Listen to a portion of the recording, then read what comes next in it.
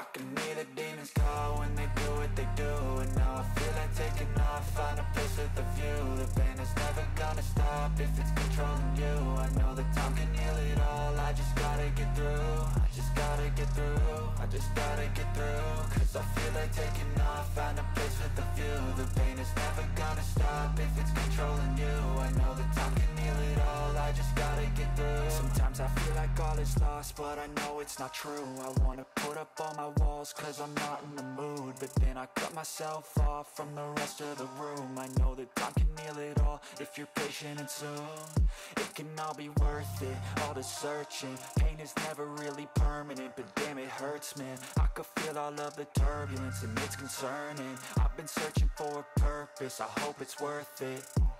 This society is really trying me. Ain't no hide and seek, I hide to be far from anxiety. I need my space, I need my privacy. I need some silence, please, you're all too loud. You don't speak quietly, opinions violently thrown across every surface. It makes me nervous. Is the world honestly burning? That's all I'm learning. Hope that we can make a turn and start reversing all our minds and put the work in. We got some work, man.